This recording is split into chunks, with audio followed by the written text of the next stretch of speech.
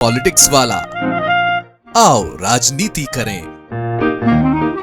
मध्य प्रदेश की आर्थिक राजधानी इंदौर इस समय कुछ अलग ही हिसाब किताब में चल रहा है।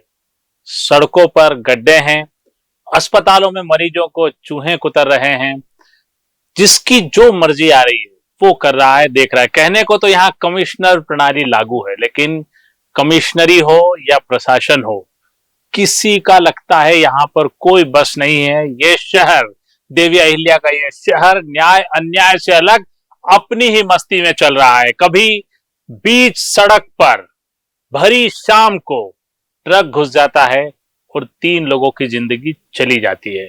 फिर एक विधायक की गाड़ी से फिर 3 जिंदगियां चली जाती है, लेकिन कोई कुछ नहीं कहता है, क्योंकि सब मिलजुल कर हिंदुत्व का झंडा लहरा रहे हैं। इसमें कोई दिक्कत नहीं है, बिल्कुल लहराइए, लेकिन इंसानियत को मत भूल जाइए।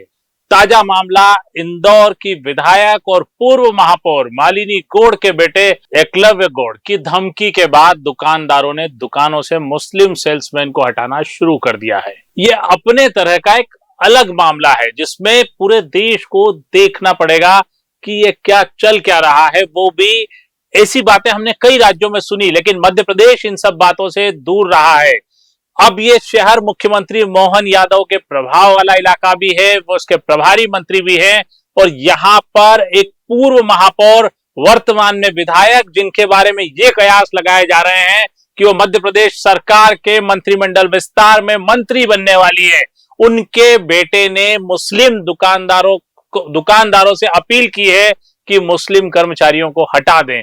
इंदौर को जो लोग अच्छे से जानते हैं वो जानते हैं कि इंदौर यानी पुराने शहर में एक के बाद एक लगे हुए बाजार हैं, जिनमें एक बाजार है शीतला माता बाजार, जिसमें बड़ी संख्या में कपड़ों की दुकानें हैं, कपड़े खासकर रेडीमेड और दूसरे कपड़ों की दुकानें हैं। इन्हीं दुकानदारों में करीब 400 से ज्यादा दुकान इस बाजार में है, जिसमें से 70 से ज्यादा एक अनुमान के मुताबिक मुस्लिम कर्मचारी काम करते हैं। एकलव्य गौड़ की धमकी के बाद व्यापारी संगठन ने अपने को बचाने के लिए 40 से ज्यादा मुस्लिम कर्मचारियों को दुकान से हटा दिया है।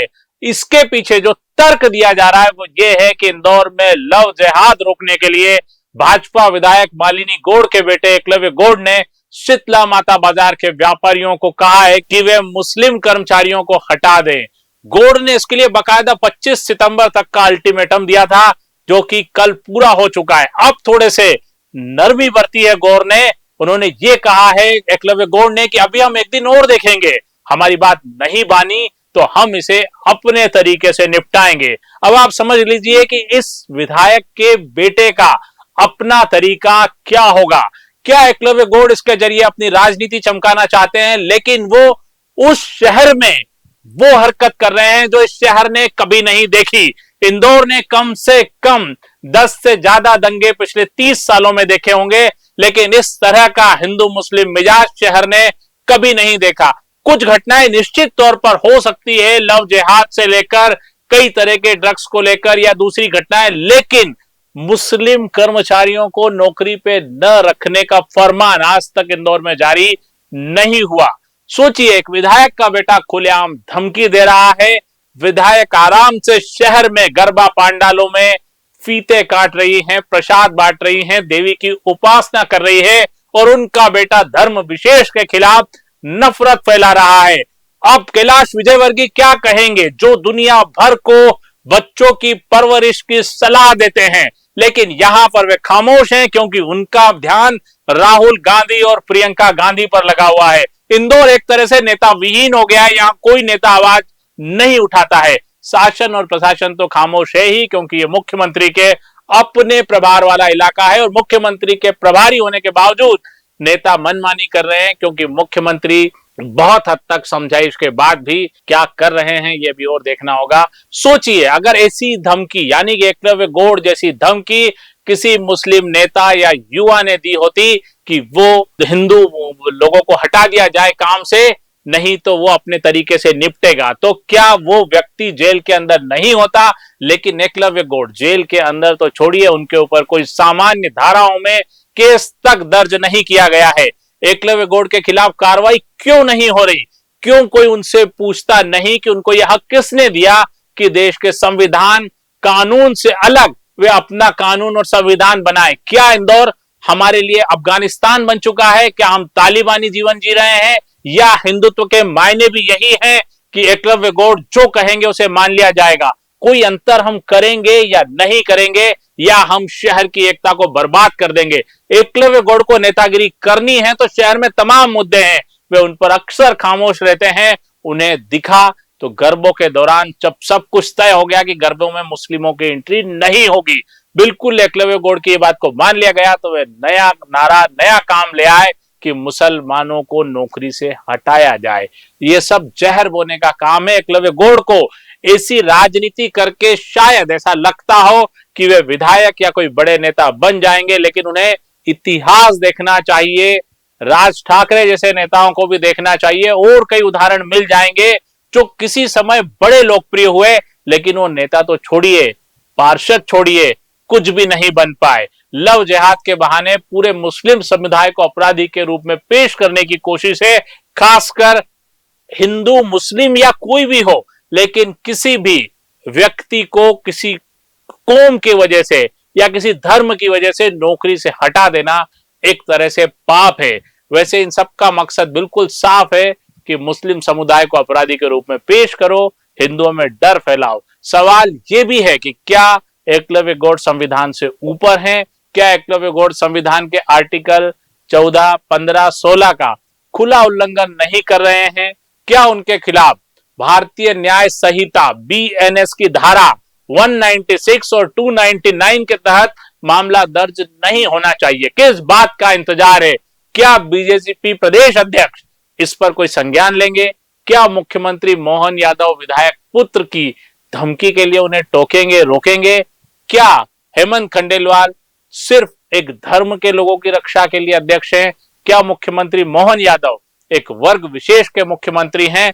जब वो संवैधानिक पद पर हैं तो क्या उनकी जिम्मेदारी नहीं है कि वो इस असंवैधानिक और अनैतिक कृत्य के लिए विधायक पुत्र एकलव्य गौड़ को रोकें और प्रशासन को इसके खिलाफ कड़ी कार्रवाई के निर्देश दें?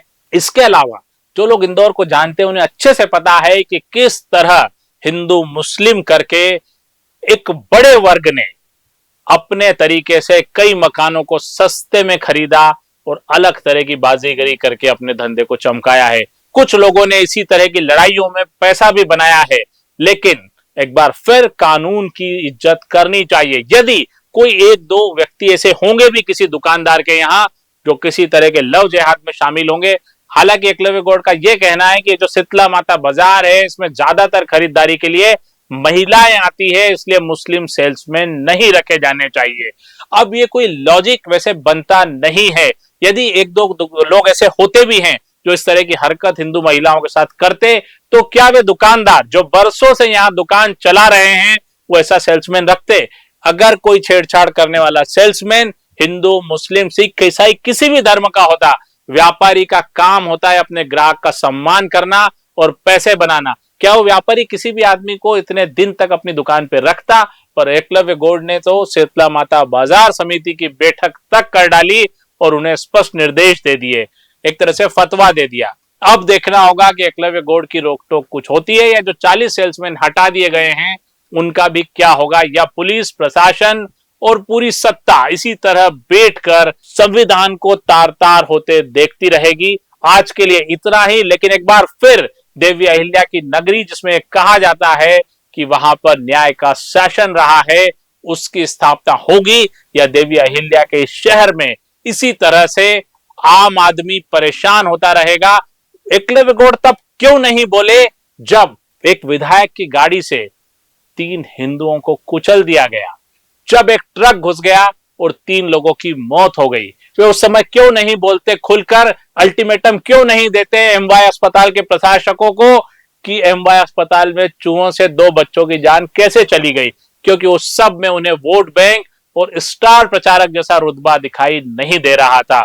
एकलव्य गौड़ साहब, थोड़ा सा अपने काम के तरीकों को भी बदलिए, यह आपकी आने वाले समय की नेतागिरी के लिए भी बेहतर होगा। आज पॉलिटिक्स वाला में इतना ही। अगली बार फिर किसी ऐसे ही विषय के साथ आपसे रूबरू होंगे। धन्यवाद, शुक्रिया। पूरा वीडियो देखने के लिए बहुत आभार। चैनल को लाइक और सब्सक्राइब करना न भूलें।